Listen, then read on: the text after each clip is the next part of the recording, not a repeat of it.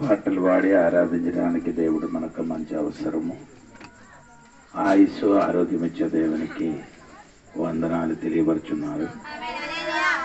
ఫేస్బుక్లో, వాట్సాప్లో, అలాగా ఊర్లో పెద్దలు చిన్నలు స్థానియ సంఘ కాపర్స్ అందరికీ యేసు ప్రభు పేరట వందనాలు.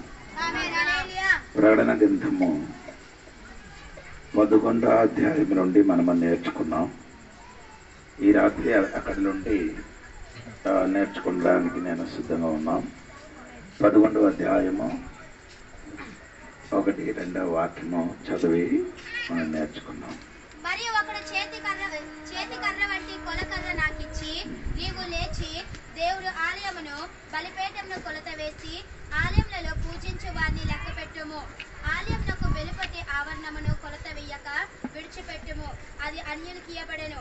వారు 42 నెలలు పరిశుద్ధ పట్టణములో కాళ్ళతో త్రొక్కుదురు. మనము పోయిన వారములు దేవాలయం గురించి నేర్చుకున్నారు. నేను కొన్ని దేవాలయం గురించి చెప్పారు, మీరు మర్చిపోలేదు అనుకున్నారు.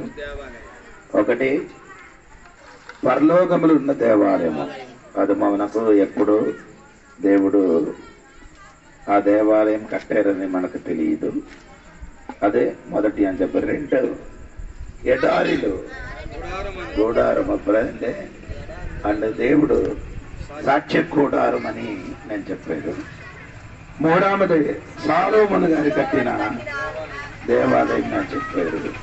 4 సెరుబ్బాబెలు కట్టిన ఆలయము. 5 హేరోదు రాజు కట్టిన 6 దేవాలయము. 6 యేసుక్రీస్తు శరీరమైన దేవాలయము. 7 సంఘమని దేవాలయం అని అర్థం, మన శరీరము అని దేవాలయములు. ఇప్పుడు 7 దేవాలయం గురించి నేను చెప్పారు. ఇంకా 3 కూడా చెప్పి ఆ మాట ముగించడానికి నేను కోరుకున్నాను. 8 ఇప్పుడు మనం చదివినది ప్రకటన గ్రంథము 11వ అధ్యాయము 1-3 వరకు మీరు చదివితే మహాశ్రమ దినములు కట్టబడిన ఒక దేవాలయం. ఆ దేవాలయం గురించి కొన్ని సమయం తర్వాత నేను చెప్తానండి. స్తోత్రం. 2వదే మనం నేర్చుకున్న విషయం దేవునికి స్తోత్రము. 1000 సంవత్సరం ఏడబాటు చేసినప్పుడు ఒక దేవాలయము కట్టబడుతుంది. అది ఎసెకేలు గ్రంథం 40 అధ్యాయం నుండి 48 అధ్యాయం వరకు మీరు ఇంటికి వెళ్ళి చదివితే మీకు అది అర్థమవుతుంది. అది దేవునికి స్తోత్రం. అది ఇది కూడా చెప్పినప్పుడు మీకు అది కొంచెం కూడా క్లియర్ గా చెప్తున్నారండి. దేవునికి స్తోత్రం. 9, 10 కొత్త ఆకాశ కొత్త భూమి మీద కట్టబడిన దేవాలయం. అదే ప్రకటన గ్రంథము 21 అధ్యాయము 2వ వాక్యము 22వ వాక్యం చదివితే మనకు పదార్థం అవుతున్నారు. దేవునికి స్తోత్రం. 21 అధ్యాయము 2వ వాక్యము 22వ వాక్యం చదివితే మీకు అర్థం అవుతున్నారు. స్తోత్రం. సరే అమ్మా, అది చదవసరం లేదండి. అది ఇంకా రాబో సమయంలో మనం అది నేర్చుకోవడానికి ఉన్నారు. స్తోత్రం. ఇప్పుడు మనం చదివిన వాక్యము మర్చిపోకూడదండి. ఏం చెప్పారంటే యోహన్నాని చేతులకి ఒక కొలతడానికి ఒక కర్ర ఇచ్చినట్టుగా మనం ఇక్కడ చదివారు. ఆ కర్ర ఎందుకు వచ్చారంటే ఏం చేయాలి, ఆలయము మెజర్మెంట్ చేయడానికి దేవుడు ఆయన చేతికి ఇచ్చారు. అప్పుడు దేవుడు కొన్ని సమయములు దేవాలయములు మెజర్మెంట్ చేయనట్టుగా మనం చూడగలుగుతున్నారు. ఒకటి ఆమోసు గ్రంథము 7వ అధ్యాయము 6-7 వాక్యము చదివి దాని నుండి కొన్ని మాట చెప్తున్నారు. ఆమోసు గ్రంథము 7వ అధ్యాయము 6-7 వాక్యం.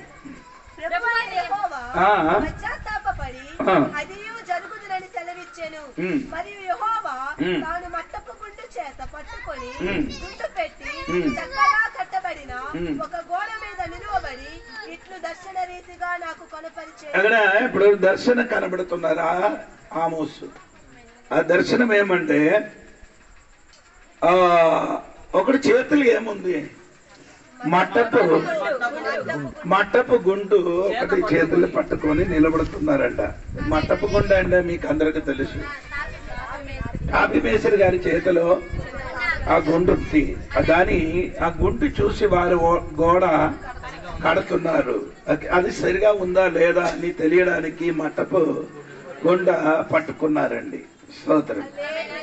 అది దేవుడు ఇశ్రాయేలు మనకి చెప్తున్నారండి. ఇశ్రాయేల్ ప్రజలకి చెప్తారు, ఇశ్రాయేల్ ప్రజలారా, నీ ఎలాగా కట్టబడుతున్నారని వాక్యమైన మట్టపు గుండ నేనేం చేసుకున్నారు, పట్టుకొని నిలబడుతున్నారండి. ఇది పట్టుకొని నిలబడుతున్నప్పుడు ఆమోజు గ్రంథము మీరు ఇంటికి వెళ్ళి చదవాలి. మొత్తం ఆడు చెయ్యిన పద్ధతి, వారు చెయ్యిన క్రియలు చూసుకుంటే దేవుడు వారికి ఏం చేశాడంటే శిక్షింపకుండా వదలదు. సోదరు, ఆ ఆమోసు గ్రంథములు మీరు ఇంటికి వెళ్ళి చదవాలి. ఇది చెయ్యిన ఒక్కొక్క పని. అది దేవుడు బిడ్డలు ఇశ్రాయేలు అంటే దేవుని పేరు బట్టి పిలువబడిన ఆ జనాంగం చెయ్యిన తప్పు గురించి రాయబడి ఉంది. దేవునికి స్తోత్రం. అదే చదువుతున్నప్పుడు మీకు అర్థం అవుతున్నారు దేవునికి. ఆమోస గ్రంథం ఏమిటి చదవాలి. ఆమోస గ్రంథములు కొన్ని దర్శనములు దేవుడు చూపిస్తున్నారు. ఇది మట్టపుకుండా పట్టుకున్నాను ఒకడున్నారు, అది మీద ఇంకే అంటే బలిపీఠం అని నిలబడినప్పుడు అక్కడ దర్శనం, ఒక 5 దర్శనములు అక్కడే మనం చూడగలుగుతున్నారు ఆమోస గ్రంథంలో. ఇంటికి వెళ్ళి మీరు చదవండి. ఇప్పుడు వారి చెయ్యిన పని ఎలాగ ఉందని చూడడానికి దేవుడు ఏం చేసుకున్నారు, మట్టపుకుండా. అప్పుడు దేవుడు కొన్ని సమయంలో కట్టడానికి మట్టపు గుండ ఏం చేస్తున్నారు, ఉపయోగిస్తున్నారు. 2 పగలగొట్టడానికి, కట్టినది పగలగొట్టడానికి కూడా మట్టపు గుండు ఇలాగ దేవుడు కొలుతున్నట్టుగా దేవుడు వాక్యం ఉంది. అని మీరు చూడండి. ఆమోసు గ్రంథం 7వ అధ్యాయం 8వ వచనం చూడండి. 8వ వచనం. యెహోవా ఆమోసు నీకు కనబడుచున్నది ఏమని, నీకు కనబడుచున్న ఏమని అడగగా నాకు మట్టపు గుండు కనబడుచున్నదని, మట్టపు గుండు కనబడుచున్నారు. అప్పుడు యెహోవా సెలవిచ్చినది ఏమనగా, నా జనులకు ఇశ్రాయేలు మధ్యను మట్టపు గుండు వెయ్యబోచున్నాను. నేనికన్నా వారిని దాటిపోను. ఇస్సాకు సంతతి వారు ఏర్పరిచిన ఉన్నత స్థలములు పాడైపోవును. ఇశ్రాయేలు ప్రతిష్ఠ స్థలములు నాశనమగును. నేను ఖడ్గము చేత పట్టుకొని యెరోబాము ఇంటి వారి మీద పడుదును. అంటే దేవుడు అంటే ఏమవుతున్నారంటే నేను శిక్షిస్తానని చెప్తున్నారండి. దేవుడు ఏం చేస్తున్నారు, మట్టపు గుండు పట్టుకున్నప్పుడు వారు చేయని తప్పులు గురించి దేవుడు చెప్తున్నారు, నేనేం చేస్తుంది, శిక్షించకుండా వదలను. నేనేం చేస్తున్నారు, ఖచ్చితంగా నీ చేసిన పొరపాటు గురించి, నీ చెయ్యిన ప్రవర్తన బట్టి నేను నిన్ను ఖచ్చితంగా ఏం చేస్తుంది, శిక్షిస్తాను. అది ఈ కాలం కాదు, ఆ కాలం కూడా దేవుడికి విరోధంగా ప్రవర్తించిన ప్రతి కుటుంబం గాని, వ్యక్తి గాని, దేశం గాని, ఎవరికైనా రాజులు గాని వారికి దేవుడు ఏం చేస్తున్నారు, శిక్షిస్తున్నట్టుగా వాక్యములు మరి చదువుతున్నట్టుగా మనం చూడగలుగుతున్నారు. స్తోత్రం. అంటే కొత్త నిబంధనలు కానీ పాత నిబంధనలు కూడా ఉందండి. దేవునికి స్తోత్రం. అంటే నేను చెప్పిన మాట ఏమనగా, దేవుడు సంగమా బాగా చూడండి, మీకు దేవుడిచ్చిన వాక్యానుసారంగా మీ జీవితం ఏం చేయాలి, కట్టబడండి. మీకు ఇచ్చిన వాక్యానుసారంగా జీవితంగా సరి చెయ్యండి. ఎక్కడ పాడైపోయిందో, ఇరిగిపోయిందో మళ్ళీ ఏం చేయాలి, ఈ రాత్రి నీ ఏం చేయాలి, సరి చేసి కట్టండి. అది కట్టకుండా నీ ఇలాగా ఉంటాననుకొని తిరగద్దండి. ఒక దినములు దేవుడు మట్టకోకుండా పట్టుకొని నీ దగ్గరికి వచ్చి నీ చేసిన క్రియకి తగ్గినట్టుగా దేవుడు ఏం చేస్తుంది, శిక్షిస్తాను. దేవునికి స్తోత్రం. ఒకవేళ అది కొంచెం సమయం ముందుకెళ్ళిపోయిన ఉండొచ్చు, కానీ ఖచ్చితంగా దేవుడు ఏం చేస్తుంది, శిక్షిస్తానంది దేవుడు వాక్యములు రాయబడి ఉందండి. దేవునికి స్తోత్రం కలిగిన గాక. అప్పుడు నేను చెప్పుకున్న మాట ఏమనకంటే, యాదన్న గారి చేతికి ఒక కర్ర ఇచ్చారు. కర్ర ఇచ్చిన తర్వాత దేవుడు ఏం చెప్పారు, మెజర్మెంట్ చెయ్యమని చెప్పారు. ఎవరికి, ఈ దేవాలయములకి వచ్చిన వారికి, దేవాలయములకి. స్తోత్రం. అలాగైతే మనకు కూడా ఏం చేయాలి,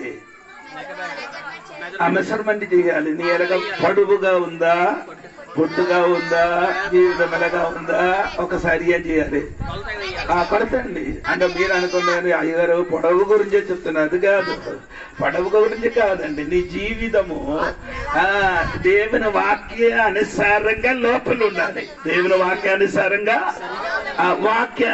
లోపలు. ఆయనకి బయటికి వెళ్ళకూడదు, అది కిందకి వెళ్ళకూడదు.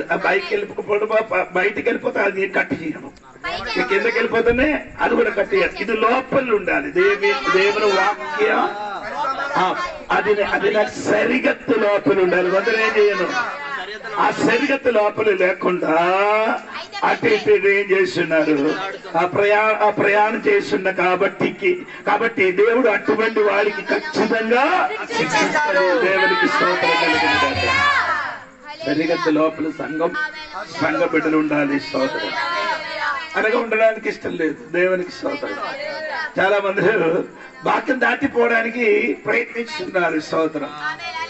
పర్లేదు, దేవుడు కరుణామయుడు, దేవుడు దయామయుడు, ఎన్ని పాపం చేసినా గాని క్షమించే దేవుడు అనగా మీరు అనుకున్నారు. అలాగ కాదు. ఈ ప్రసంగి పుస్తకములు 12వ అధ్యాయం 12వ వాక్యము ఒకసారి చదవండి. 12వ అధ్యాయం 12వ వాక్యము ఒకసారి చదవండి. ప్రసంగి పుస్తకము.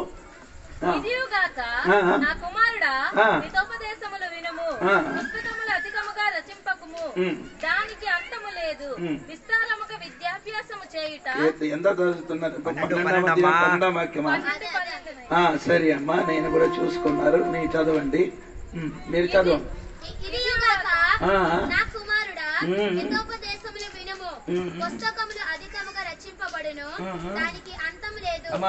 ప్రసంగి పుస్తకము 12వ అధ్యాయము. ఓకే, చూడండి, నేనే చదివి వినిపిస్తాను. నేను చెప్తానండి. 12వ అధ్యాయం 14వ వాక్యం చదివితే సరే. 12వ దేవుడు విమర్శ చేయునప్పుడు ఆయన ప్రతిక్రియను అది మంచిదే గాని చెడ్డది గాని తీర్పులోనికి తెచ్చును. అది ఏమంటే రాయబడిందంటే మీకు అర్థమవుతున్నారు. మంచిదే గాని చెడ్డదే గాని నిన్ను ఏం చేస్తున్నారు, అది మెల్లమెల్ల నీ దగ్గర తిరిగి అది మంచిది గాని చెడ్డదే గాని తీర్పు నీ దగ్గరికి మెల్ల తిరిగి వస్తున్నారట. కొంత అనుకున్నారు నేను ఇలాగా వెళ్ళిపోతుంది, ఎవరు ఏం చేయనదట.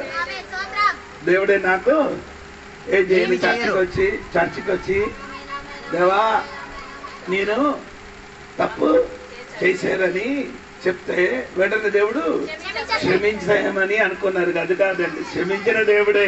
క్షమించినదే ఆ చెయ్యిన తప్పుకేముంది, శిక్ష ఉంది, క్షమాపణ ఉంది, అది కూడా ఉంది, శిక్ష కూడా ఉంది.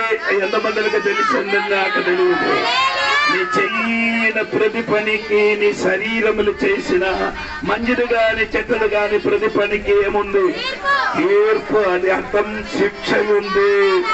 దేవునికి స్తోత్రం కలిగిన అంటే అదే మీరు తెలుసుకోవాలి. అప్పుడు యాగన గారికి దేవుడు చెప్తున్నారు ఏమనగా, నీ ఏం చేయాలి, మసళ్ళు చేయాలి, ఆలయములకు ఏం చేయాలి, ఆ కొలత చేయాలి. తర్వాత చదవమ్మా, ప్రకటన గ్రంథములకి రండి.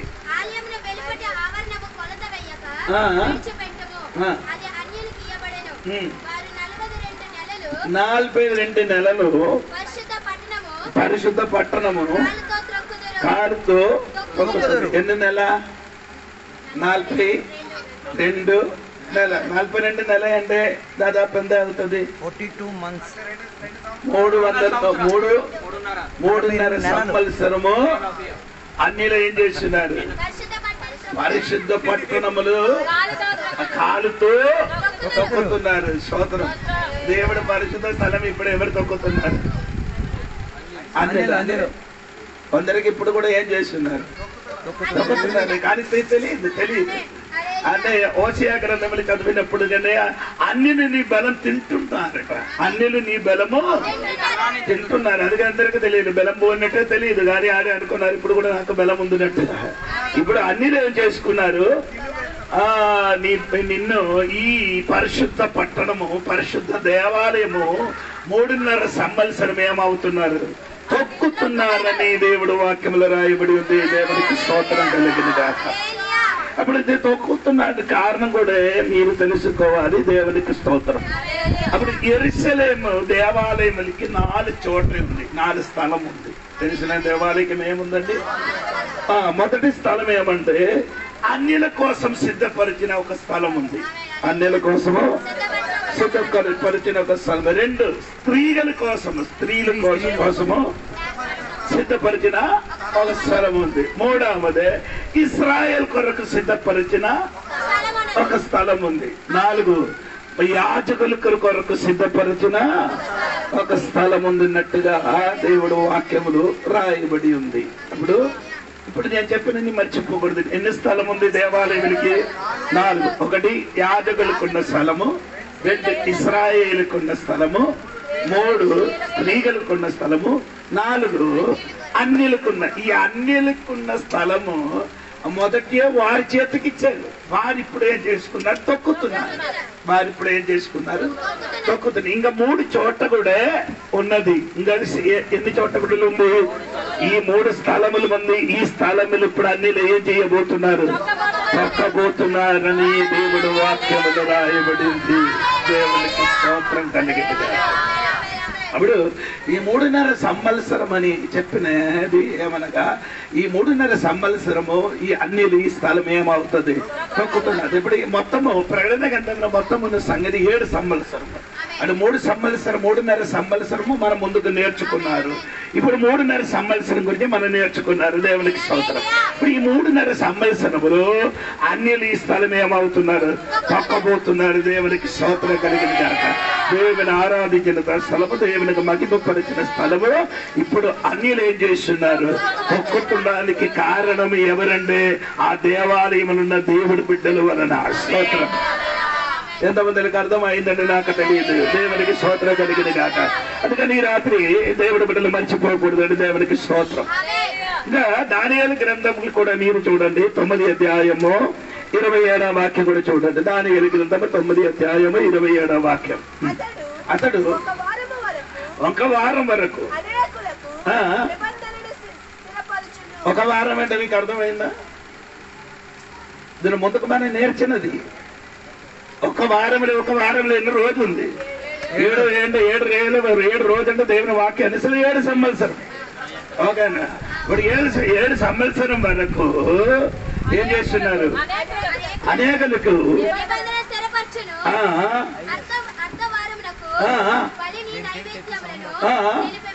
అంటే బలి నివేద్యములు ఏం చేస్తున్నారు?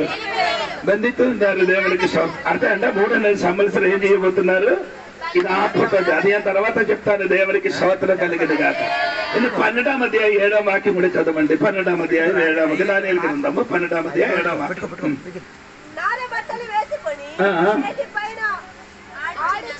మనుష్యుని మాటను నేను వింటిని. ఏమనగా అతను తన కుడి చేతిని ఎడమ చేతిని ఆకాశం వైపుకెత్తి నిత్య జీవి అగు వాని నామమున ఒట్టు పెట్టుకొని ఒక కాలములు అర్ధకాలము పరిశుద్ధ జనము యొక్క బలమును కొట్టివేయుట. అంటే కాలం గురించి చెప్పిన మాట విన్నారా? కాలం, అర్ధకాలం అంటే 3.5 సంవత్సరం. పరిశుద్ధ స్థలము అంటే 3.5 సంవత్సరము. 3.5 సంవత్సరము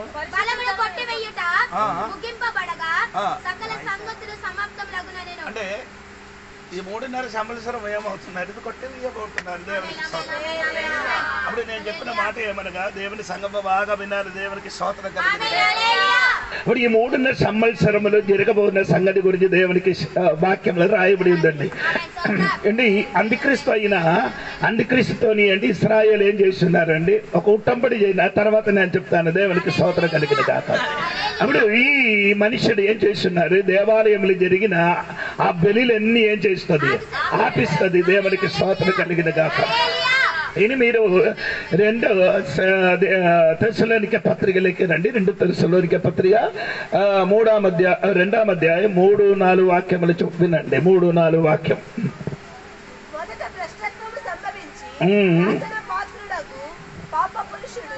బయటపడితేనే గాని ఆ దినము రాదు. ఏది దేవుడు అనబడునో, ఏది పూజింపబడునో దాని అంతటిని ఎదిరించుచు దానికంతటికి పైగా వాడు తన్ను తానే హెచ్చించుకొనుచు తాను దేవుడనట్టు తన్ను తాను కనపరచుకొనుచు దేవుని ఆలయంలో కూర్చుండును గనుక ఏ విధముగానైనను ఎవడును మిమ్మును మోసపరచనీయుకుడి. అంటే దేవుడి దేవాలయములు ఏం చేస్తున్నారండి? కూర్చుంటారండి. అంటే ఏదండి ఆయన పేరు ఎడక రాయబడింది ఏం పేరండి? పాప పురుషుడు.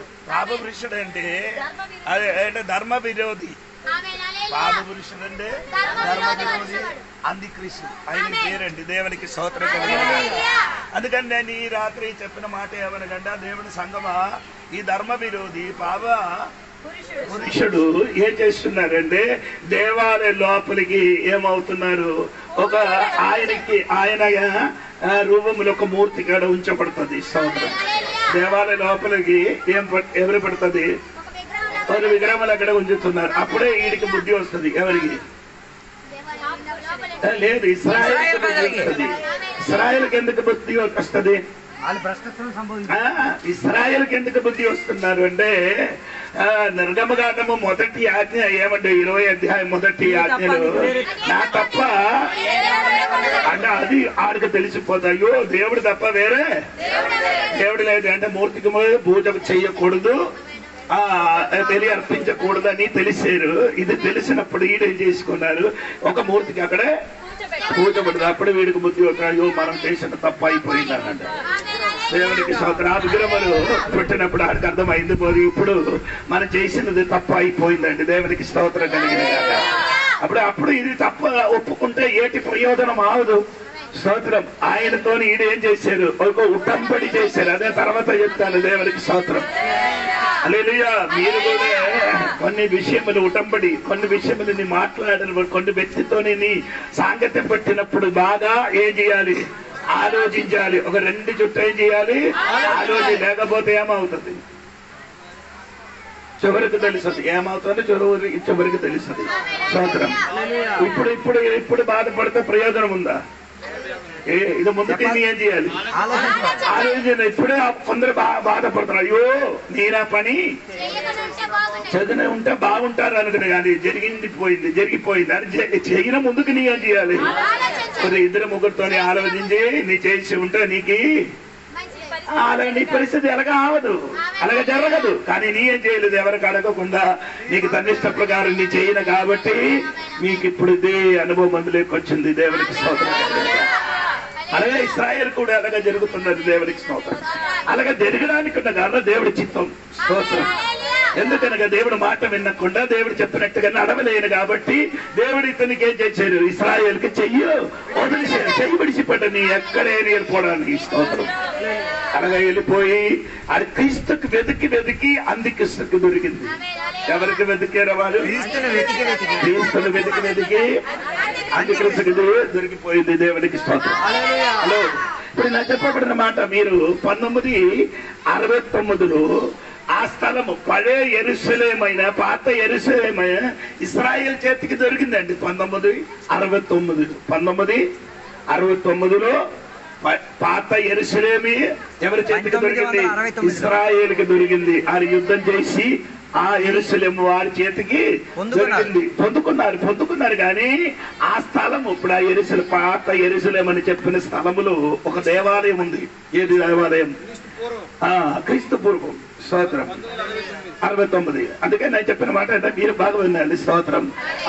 ఇప్పుడు కూడా అక్కడ యొక్క దేవాలయం ఉంది. అప్పుడు ఆ స్థలములు మొదటి సొలొమోను గారు కట్టిన దేవాలయం. అదే మోరియా కొండ పైన. అదే నా 3 కార్యములు మీకు అని చెప్పారు. అప్పుడు దేవుడు చెప్పవలసిన ఇస్సాకును బలి అర్పించిన సొలొమోను గారు కట్టిన ఆ మోరియా కొండ పైన ఇప్పుడు ఎవరి దేవాలయం ఉంది? ముస్లింల యొక్క దేవాలయం ఉంది. ముస్లిం దేవాలయం ఉంది. ఆ దేవాలయం ఉన్న కనుక వారు ఇప్పుడు కూడా ఏం చేయలేదు, కట్టడానికి అన్ని సామానం సెట్ చేసి ఉంచారు. కట్టడానికి ఉన్న అంటే సామగ్రిలన్నీ తీసుకొని వచ్చి ఏం చేశారు అంటే మనకి ఇప్పుడు తినే ఇటుకలు కానీ ఇటుక కాదు, ఆయన సిమెంట్ కావాలి. సిమెంట్ ఏం కావాలి, అదొక గమ్ము ఉంది. ఆ గమ్ములుగా ఇలా ముంచడము అట్టగించడం అందే చాలు. మనం చూసుకొని నిలబడిన టైంలో ఏమవుతుంది, పడే అది అవుతుంది. అది బలి అర్పించడానికి ఉన్న ఆ ఎరుపు కలర్ ఉన్న పశు, ఎరుపు కలర్ ఉన్న దూడ. అదే చూడండి సంఖ్యాకాండం 19 అధ్యాయములు మీరు చదివితే మీకు అర్థమవుతున్నారు. 19 అధ్యాయములు వెంటనే ఒకసారి 1-2 వాక్యం వెంటనే ఒకసారి చదవండి.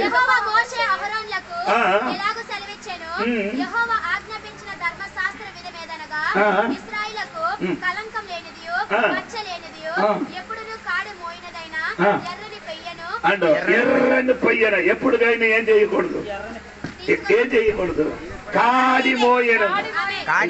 నీతి ఇలాగ బొమ్మ వలగా కూర్చోకుండా శ్రద్ధగా వినండి, చదివిన వాక్యం కూడా సరిగా వినండి. ఎలాగా ఉండాలండి?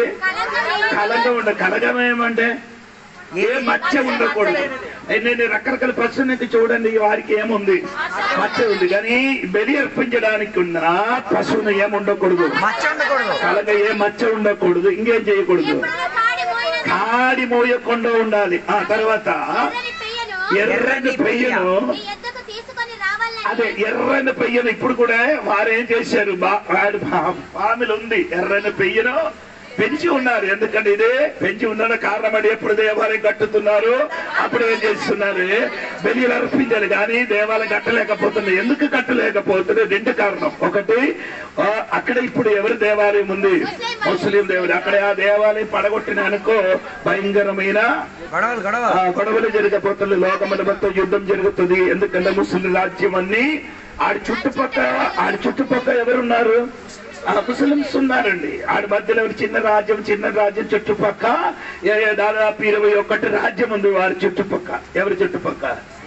ఇశ్రాయేలు చుట్టుపక్క. సోదరం చుట్టుపక్క ఉన్నారు, ఈ మధ్యలో ఉన్నారు. సోదరం కానీ ఈ మధ్యలో ఉన్న కాబట్టి వారేం చేయలేదు. దేవాలయం అమెరికా కూడా వారికి ఏం చేయాలి, కట్టమని చెప్పారు. ట్రంప్ అప్పుడు మంత్రి ప్రెసిడెంట్ అయినప్పుడు చెప్పారు, నీ కట్టరా అని చెప్పారు. కానీ ఏం చేయలేదు, కట్టలేదు. కానీ ఇప్పుడు కూడా కట్టడానికి అన్ని సిద్ధంగా ఉన్నాడు, కట్టలేదు. ఎందుకు కట్టలేదండి? అది ఇశ్రాయేలుకి డబ్బు ఉంది, శక్తి ఉంది, బలం ఉంది, అన్ని ఉంది. కానీ ఏం చేయను, ఎందుకు కట్టలే? ముస్లింలు కాదు, కాబట్టి ఎవరున్నా కాబట్టి ఒకే సమయంలో రెండు సంఘం భూమి మీద ఉండకూడదు. అదేనా చెప్తున్నారు మాట. అంటే దేవుని సంఘ బిడ్డలు ఇక్కడ ఉన్న కాబట్టి వారికి డబ్బు ఉంది, శక్తి ఉంది, బలం ఉంది, ఆడు మనుష్య బలం ఉంది, అన్ని ఉన్నారు. కానీ అక్కడ కట్టలేకపోతున్నారు. ఎందుకంటే ఈ సంఘం ఇక్కడ నుండి ఎప్పుడు పైకి ఎగిపోతున్నారు అప్పుడు భూమిలో ఇంకొక దేవాలయం కట్టబోతున్నారు. దేవుడికి స్తోత్రం కలిగిన కాదు. ఆ దేవాలయములకు 3 స్థలం ఉంటున్నట్టుగా ఈ దేవాలయములకు కూడా ఏముంది? 3 స్థలం ఉంది. ఏటన్నమో శరీరము, ప్రాణము, ఆత్మ. ఈ దేవాలయం ఇక్కడ నుండి ఎప్పుడు పైకి వెళ్ళిపోతున్నారు అప్పుడు నుండి ఈ దేవాలయములు భూమిని కట్టబోతున్నారు. దేవుడికి స్తోత్రం.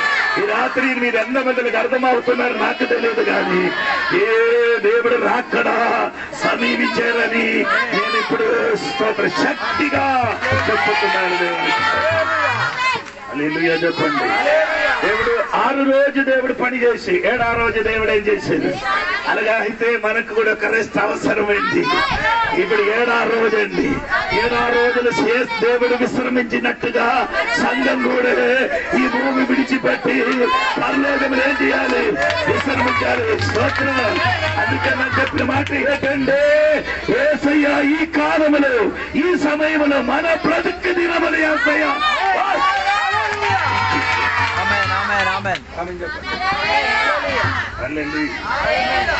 ఏసయ్య ఇల్లు కట్టినప్పుడు ఆదివారం చర్చలు చెప్పాడు. ఏసయ్య ఇల్లు కట్టిన తర్వాత ఏం చెప్పారు?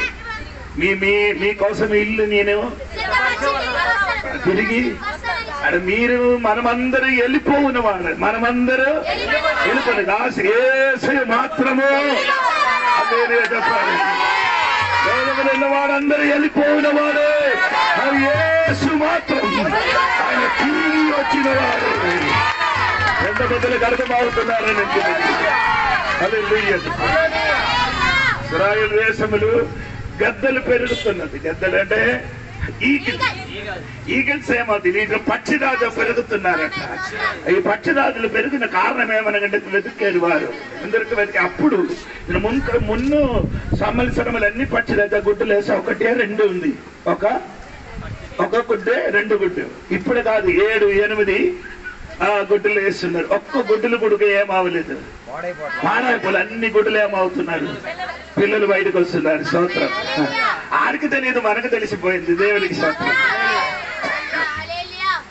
ఎందుకంటే ప్రకటన గ్రంథంలో ఒక మాట ఉంది 19వ అధ్యాయంలో ఆకాశముల పక్షులకి దేవుడు ఏం చేస్తున్నారు, పిలుస్తున్నారట.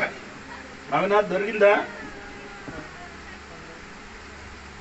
దొరికిన వాడి కదా మీరు అలాగా పెట్టిన వెంటనే దొరుకుతుంది. 19వ అధ్యాయం 17, 18. మరియు ఒక దూత సూర్య బింబంలో నిలిచియుట చూచితిని.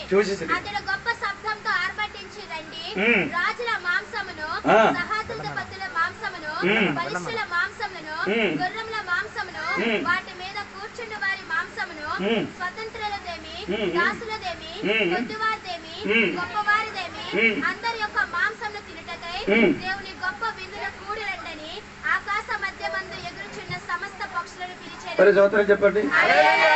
ఆకాశములు ఎగిరిన సమస్త పక్షులను పట్టురాజుకి పిలిచారు. వాడు రాడా? ఏంటి?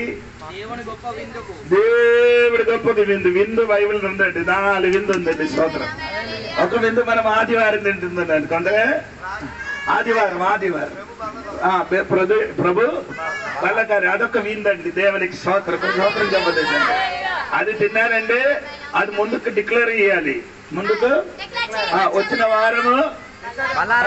వారము బలకార్యం ఉంది, అందరూ ఏం చేయాలి? రావాలి. అప్పుడు యేసయ్య వచ్చినప్పుడు కూడా ఒక కడపత్రిక కొట్టించి పంపిస్తాను. నేను పలానా తారీఖు వస్తాను, మీరందరూ సిద్ధపడాలి. అలాంటి వాళ్ళు మరి సంఘం అని పిలవకూడదు.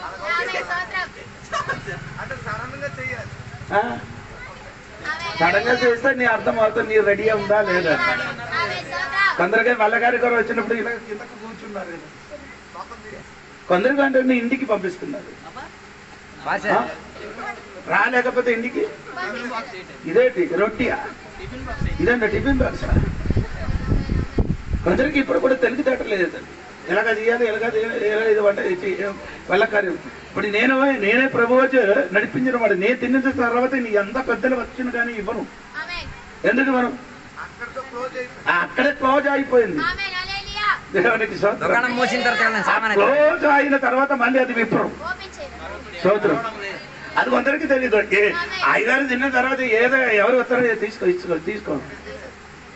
నీకు బైబిల్ తెలియదు, అందుకని నీ చేయలేదు. నేను మిగిలిన రొట్టి ఏం చెయ్యాలి? ఆ సహోదరులు తిన్నారు, సహోదరులు కాదు, సహోదరులు తిన్నారు. ఆ అందరూ మొత్తం తిన్నుతున్నారు. పోనే దేవునికి స్తోత్రం కలిగింది. అది నేను ఆవిడ ఆరాధనకు కూర్చున్నప్పుడు అమ్మ తినేసిన రొట్టి, ఆ బలకార్యంలో రొట్టి అమ్మ కొంచెం ఆ పిల్లలు ఉంటుంది. అయ్యో ఆడికి అప్పుడు కొట్టాలని అనుకుని బలకార్యం ఉంది కదా, కోపడి చెయ్యకూడదు కదా. మళ్ళీ చిన్న గ్లాస్ వచ్చినప్పుడు తాగి కొంచెం నేను అందుకని మొత్తం తాగేది. ఏంటి ఇది ఎందుకు చేస్తున్నారు, దేనికి చేస్తున్నారు? ఒక బోధం లేదండి, ఏట్లేదు, పరిజ్ఞానం లేదు, బుద్ధి లేదు. దేవునికి స్తోత్రం కలిగిన అంటే అప్పుడు నేను చెప్పినమాట అదొక విందండి. అది ఆదివారము చేయబడినప్పుడు 23 కీర్తనలు ఒక విందు ఉంది. చదవద్దు, వెంటనే ఇలాగ చూడండి. బైబిల్ కొన్ని వాక్యం కంఠస్థరంగా నేర్చుకోవాలి. శత్రువులు ఎదుట అది అర్థం ఉంటే శత్రువు ఎక్కువ ఉంటే బోధన ఎక్కువ ఉంది. నీకు ఒక్క శత్రువు ఉంది, ఒక్క బోధనమే. ఎక్కువ శత్రువు ఉంది, ఎంతమందికి అర్థం అవుతుంది. దేవుడికి స్తోత్రం కలిగింది. అక్కడ ఎందుకు అలాగ రాశారండి? నీళ్ళు తాగడానికి మేకలకి ఎక్కడ తీసుకొని వచ్చింది? నది దగ్గర. ఈ నది దగ్గరికి తీసుకొని కూడా అక్కడ చిన్న చిన్న కొండ ఉంది. ఆ కొండ సందులలో ఏమో గుహలు ఉంది. ఆ గుహల లోపల ఎవరు కూర్చున్నారు? శ్రమకం నక్కలు. ఈ నక్కలు చూసి ఇదన్నీ కుందరు కాదు, ఇది ఉందని చేయదు. నక్కలు అవసరం జరిగితే ఈ మేకలకి ఏం చేసుకున్నారు? ఆడ ఎదుట మొత్తం నీళ్ళు తాగి సిన్నిచి వెళ్ళిపోవడమే. స్తోత్రం. అదే చెప్పండి గట్టిగా. నీ శత్రువు ఎదుట దేవుడు నీకోసం ఏం చేస్తున్నారు? అందుకని మీరందరూ శత్రువు పెరిగినప్పుడు స్తోత్రం చెప్పండి. శత్రువు ఎదుట నీ బోధన దేవుడు ఏం చేస్తున్నారు? ఆమె శత్రులు పెరిగినప్పుడు భయపడకూడదు. నీకు నాకు శత్రులు పెరిగినప్పుడు భయపడకూడదు. దేవుడు మన కోసంలో సిద్ధపడి శత్రువు ఎంత పెరుగుతుందో బోధన జరుగుతున్నది. దేవుడు గట్టిగా చెప్పండి. దేవునికి స్తోత్రం కలిగిన కాదు. ఇప్పుడు నేను చెప్పుకొని వచ్చిన విషయం మరి చెప్పుకోకూడదు. దేవుని ఏదైనా చెప్పారు, ఎక్కడ నుండి వెళ్ళిపోయారు? అదే విందు గురించే చెప్పుకున్నాడు. పక్షిరాజులకి దేవుడు ఒక విందు కోసం దేవుడు పిలుస్తుంది. ఆకాశములు పక్షిరాజులకి పిలుస్తున్న పక్షులు, సమస్త పక్షులారో రండి. ఎందుకంటే ఈ మనుషులు పెద్దలు, చిన్నలు, రాజులు అందరూ భోజనం తినడానికి, అందరూ మాంసం తినడానికి రండి అని పిలుస్తున్నారు. దేవునికి స్తోత్రం. అది గట్టిగా దేవునికి స్తోత్రం చెప్తారు. అప్పుడు నేను చెప్పుకున్న మాట మీరు మర్చిపోకూడదండి. దేవునికి స్తోత్రం. అప్పుడు దేవుడి సంఘం ఇక్కడ ఉన్నా కాబట్టి యూదులు ఏం చేయలేదు, వారి దేవాలయం కట్టలేదు. దేవునికి స్తోత్రం. వారికి తెలియదు, మనకు తెలుసు. వారికి తెలియదు, మనకు తెలుసు. ఎందుకు